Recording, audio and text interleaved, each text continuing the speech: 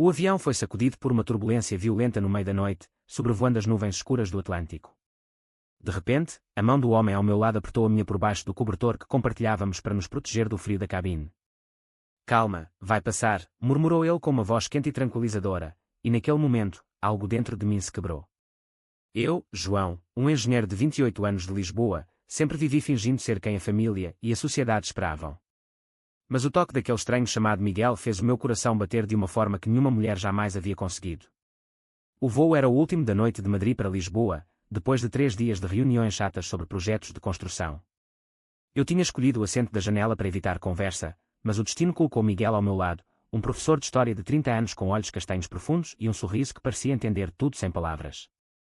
O ar-condicionado estava gelado, como sempre nessas viagens, e quando a comissária passou com as mantas finas, eu peguei uma sem pensar. Miguel, educado, pediu outra, mas a mulher disse que tinham acabado. Sem hesitar, ele olhou para mim e sugeriu dividirmos. Foi só um cobertor, pensei, nada mais. Mas quando o tecido leve cobriu nossos ombros e nossas pernas se tocaram levemente no espaço apertado, uma onda de calor subiu pelo meu peito. Eu nunca tinha sentido isso antes. Durante anos, eu saía com garotas para agradar meus pais, especialmente meu pai, um homem rígido de Beja que falava sempre em netos e casamento tradicional. Em Lisboa, eu trabalhava duro, ia ao ginásio, bebia cerveja com os amigos e fingia que tudo estava certo.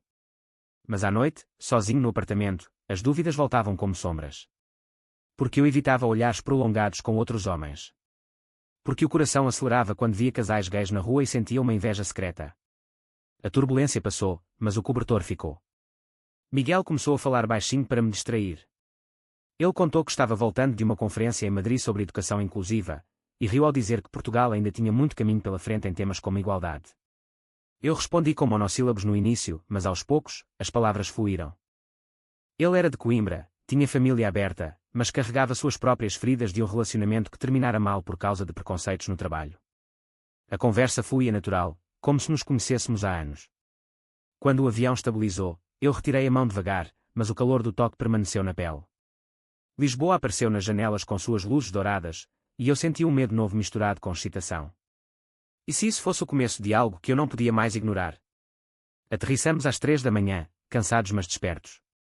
No corredor do avião, Miguel me deu o número de telefone com um sorriso tímido. Talvez um café em Lisboa para continuar a conversa, disse ele. Eu aceitei, sem saber que aquela simples decisão mudaria tudo. No táxi para casa, no bairro de Alfama, eu olhei para o celular e salvei o contato como Miguel Voo.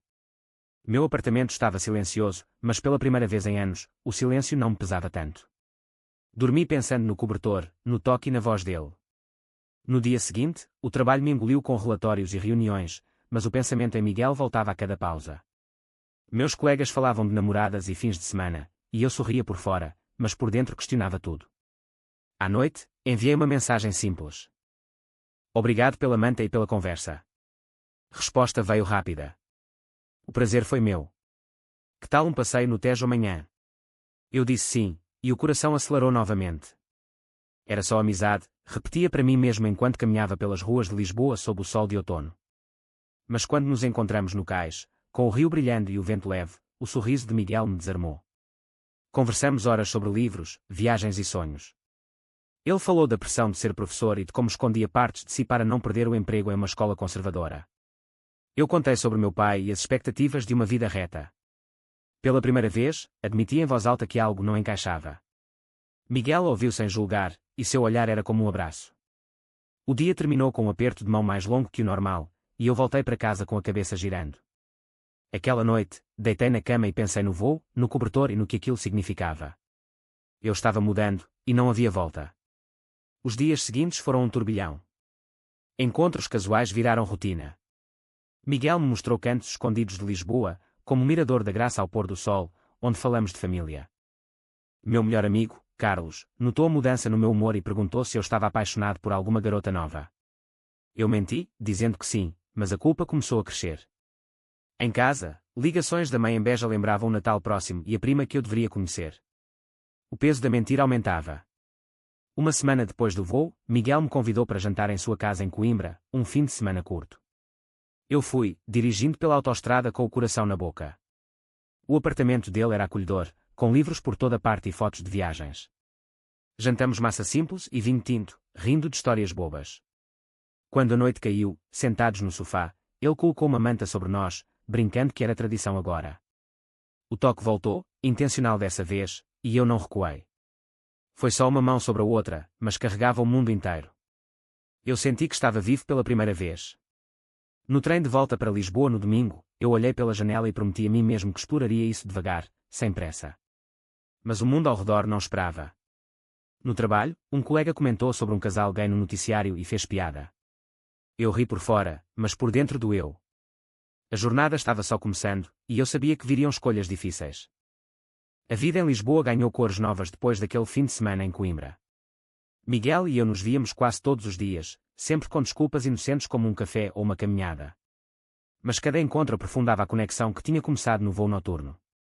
Eu ainda lutava internamente, repetindo para mim mesmo que era só amizade forte, mas o corpo traía. Um olhar prolongado dele fazia meu estômago revirar de um jeito bom e assustador. No escritório, eu me distraía com projetos de pontes e edifícios, mas à noite, as mensagens de Miguel eram o destaque. Ele contava sobre suas aulas, sobre alunos que enfrentavam bullying por serem diferentes, e eu compartilhava as pressões da família. Meus pais ligavam toda semana, perguntando sobre a vida amorosa. Eu inventava histórias sobre uma colega de trabalho fictícia para ganhar tempo.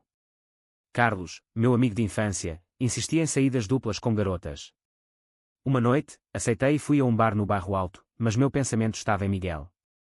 Quando a garota tentou me beijar, eu me afastei educadamente, alegando cansaço. Carlos notou e perguntou se eu estava bem. Tudo certo, respondi, mas a mentira pesava como chumbo. No fim de semana seguinte, Miguel me levou para um passeio na praia de Cascais. O mar batia forte, o vento salgado misturava com o cheiro dele sentados na areia, cobertos por uma jaqueta porque o ar esfriou. Ele falou abertamente sobre sua orientação. Eu sempre soube quem sou, disse ele calmamente. Mas entendo que para você é diferente. Eu congelei. Pela primeira vez, alguém nomeava o que eu sentia. Eu não sou gay, murmurei, mas as palavras saíram fracas. Miguel não pressionou, só apertou minha mão por baixo da jaqueta, como no avião. Aquele gesto repetido era um lembrete suave. Voltamos para Lisboa de trem, e no apartamento dele, cozinhamos juntos. A cozinha pequena forçava proximidade, braços se roçando, risadas fáceis. Quando a noite avançou, ele sugeriu dormir lá para não dirigir cansado. Eu aceitei, e deitamos no sofá-cama com a mesma manta do voo, que ele tinha guardado como lembrança. O sono veio devagar, mas a paz era nova. Acordei com o braço dele ao meu redor, não de forma invasiva, mas protetora. Meu coração disparou, mas não de medo. Era a aceitação começando. A segunda semana trouxe o primeiro conflito real. Meu pai anunciou uma visita surpresa a Lisboa para um almoço familiar. Ele queria conhecer minha suposta namorada. Eu entrei em pânico e liguei para Miguel. Ele ouviu e sugeriu calma, mas eu vi a sombra de decepção em seus olhos. No almoço, meu pai falou de tradições, de casamento e filhos. Eu sorri e menti mais uma vez. Depois, sozinho, chorei no carro. Miguel me encontrou no Parque Eduardo VII, e caminhamos em silêncio. Você não precisa escolher agora, disse ele. Mas eu sei que dói fingir. Aquelas palavras abriram uma porta. Comecei a pesquisar sobre identidade, lendo artigos sobre homens que demoraram a aceitar. Miguel me apresentou a amigos gays discretamente, em um jantar simples em Lisboa. Eles eram normais, felizes, com vidas comuns. Eu invejava a liberdade deles. Uma noite, após um filme em casa, Miguel me beijou na testa, leve como uma promessa.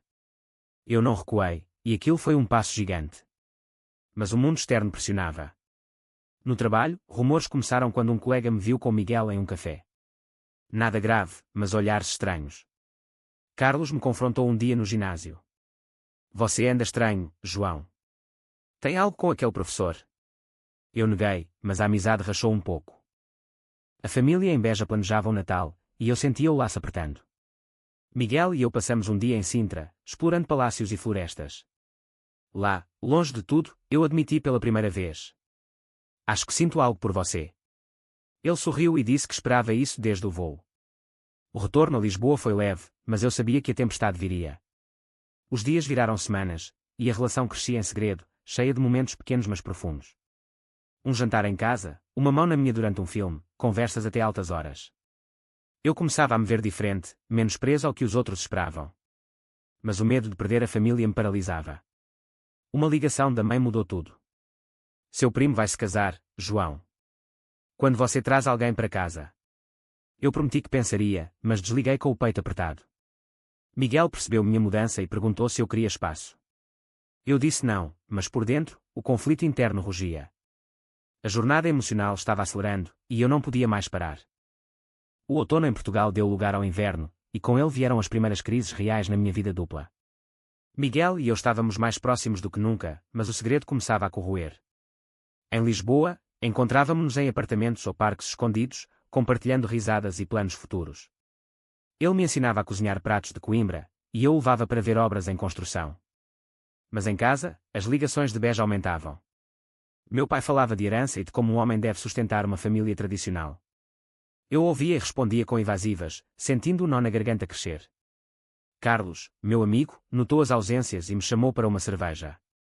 No bar escuro, ele disse direto: Eu vi você com aquele cara 2 vezes. O que está acontecendo? Eu congelei e menti novamente, dizendo que era só um colega de projeto. Carlos riu, mas o olhar era de dúvida. Você sabe que eu te apoio em tudo, mas não minta para mim. Aquela conversa me deixou acordado a noite toda. Miguel, quando contei, sugeriu que talvez fosse hora de contar a verdade para alguém próximo. Eu hesitei. E se ele não aceitar? Portugal mudou, mas nem todos mudaram junto.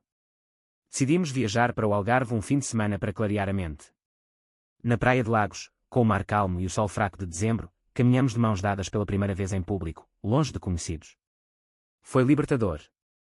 Miguel falou de sua própria saída do armário aos 20 anos, da rejeição inicial da família que depois virou apoio. Eu invejava a força dele. Na pousada simples, dividimos a cama com a manta de sempre, agora um símbolo nosso. Conversamos até o amanhecer sobre sonhos, como morar juntos um dia e viajar pela Europa. Eu me sentia crescendo, deixando o João antigo para trás.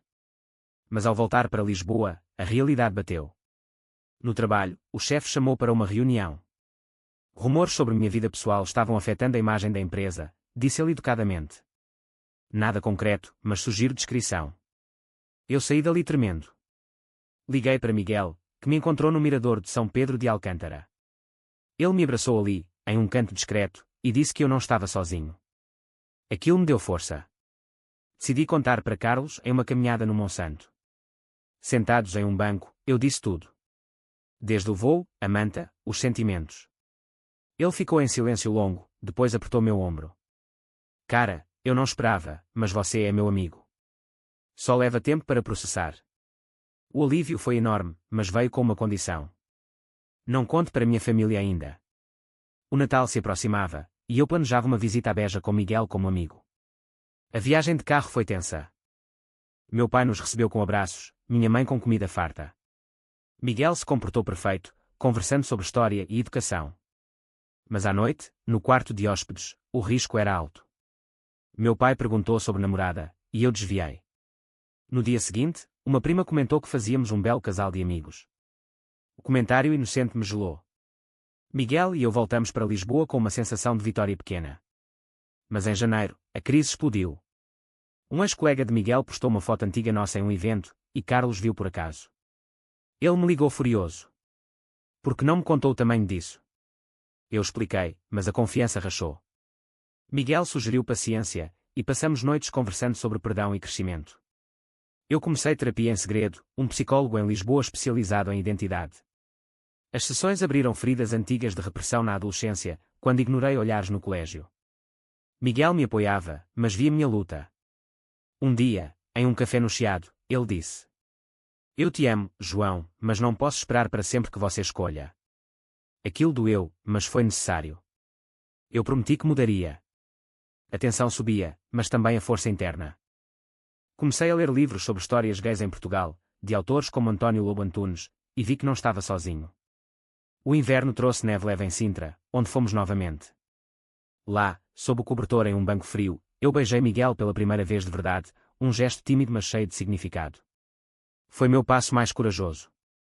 De volta, a família planejava uma festa de aniversário para meu pai. Eu sabia que era o momento de decidir. Miguel disse que estaria ao meu lado se eu quisesse. A jornada de crescimento estava no pico, e as escolhas definiam o futuro. A primavera chegou a Portugal com flores em Lisboa, mas dentro de mim era tempestade. Depois do beijo em Sintra, Miguel e eu estávamos oficialmente juntos em segredo, mas o peso das mentiras crescia. No trabalho, discrição virou paranoia. Evitava almoços com colegas, chegava cedo e saía tarde. Carlos, após o choque inicial, começou a aceitar devagar, convidando-nos para jantares discretos. Mas a família era o maior obstáculo. Meu pai completava 60 anos em maio, e a festa em Beja era obrigatória. Eu convidei Miguel como amigo de viagem, e ele aceitou nervoso. A viagem foi silenciosa, com mãos entrelaçadas no volante. Em Beja, a casa antiga cheirava a assados e vinho. Minha mãe abraçou Miguel como filho, sem suspeitas. Durante o jantar, conversas fluíam sobre política e futebol. Mas meu tio, conservador como meu pai, fez um comentário sobre casais gays na TV. Vergonha, disse ele. Eu baixei os olhos, Miguel apertou minha perna por baixo da mesa. Depois da festa, no quarto, Miguel e eu discutimos baixinho. Não aguento mais fingir, sussurrei. Ele concordou, mas lembrou o risco. No dia seguinte, uma caminhada no campo com meu pai virou confronto. Ele perguntou direto se eu tinha planos de casamento. Eu hesitei, e Miguel interveio com uma história neutra. Mas o olhar do meu pai mudou. De volta a Lisboa, a crise explodiu.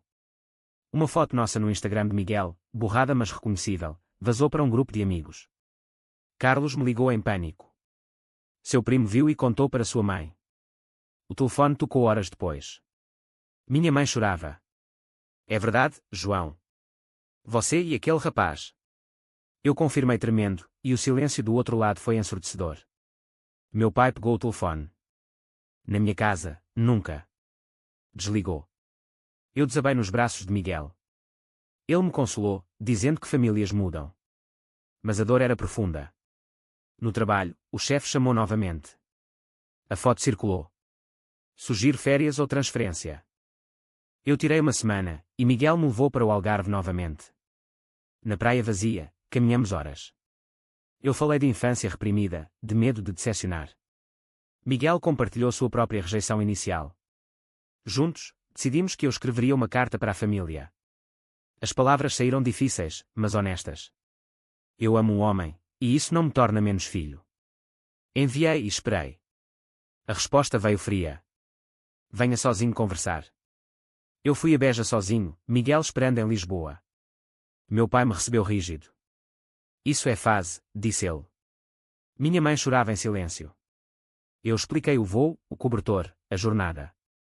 Eles ouviram, mas não aceitaram. Volto quando estiver normal, disse meu pai. Saí dali destruído. Miguel me recebeu com um abraço longo. Você foi corajoso.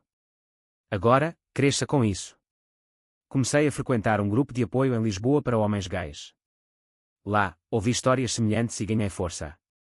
Carlos se aproximou mais, virando aliado. Mas o sacrifício veio. Miguel recebeu a oferta de emprego em Porto, melhor salário e estabilidade. Aceitar significava distância. Eu pedi para ele ficar, mas ele disse que precisava pensar. A incompreensão cresceu. Uma noite, discutimos forte. Você me quer só quando conveniente, acusou ele. Eu chorei, admitindo o medo. Decidimos pausar, mas o coração doía. Eu passei dias sozinho, refletindo sobre escolhas. O crescimento vinha com dor. Visitei Sintra sozinho, lembrando o beijo. Lá, decidi lutar. Liguei para Miguel. Vamos tentar distância, mas juntos. Ele aceitou. A família mandou mensagem fria, mas minha mãe acrescentou talvez um dia. O conflito interno diminuía, dando lugar à clareza. Portugal, com suas ruas de azulejos e luzes, testemunhava minha transformação. Eu não era mais o João do voo. Era alguém pronto para viver. O verão trouxe calor a Portugal e resolução para minha vida. A distância para Porto testou Miguel e eu, mas fortalecemos com chamadas diárias e viagens de fim de semana. Em Lisboa, eu mudei de emprego para uma empresa mais aberta, onde minha história não era problema. Carlos virou irmão de verdade, organizando saídas com amigos que aceitavam. A família em Beja evoluiu devagar. Minha mãe veio sozinha a Lisboa um dia, encontrou Miguel e conversou. Não entendo tudo, disse ela, mas vejo você feliz. Meu pai ainda resistia, mas enviava mensagens neutras. O sacrifício valia. Miguel e eu decidimos morar juntos em Lisboa no outono, em um apartamento com vista para o Tejo. A manta do voo noturno ainda estava lá, símbolo de tudo. Em uma noite especial, Revivemos o momento. Sentados no sofá, cobertos por ela, eu disse as palavras: "Eu te amo, e obrigado por esperar." Ele sorriu, e o beijo foi profundo, de parceria verdadeira. A vida ganhou rotina feliz. Eu cresci profissionalmente, ele na escola. Juntos, viajamos a Coimbra e Beja, construindo pontes. O conflito final veio em uma reunião familiar no Natal. Meu pai me recebeu com aperto de mão firme. Ainda não aceito, mas respeito sua escolha. Foi o suficiente para começar. Miguel e eu celebramos o Ano Novo na praia do Algarve, mãos dadas sob as estrelas. Olhando o mar, refleti a jornada desde o voo. O toque inesperado despertou não só amor, mas eu mesmo. Portugal, com suas tradições e mudanças, foi palco perfeito. Eu era livre. A história não terminava ali, mas seguia com força. O amor verdadeiro entre homens consegue superar os preconceitos familiares em Portugal. Verdadeiro ou falso?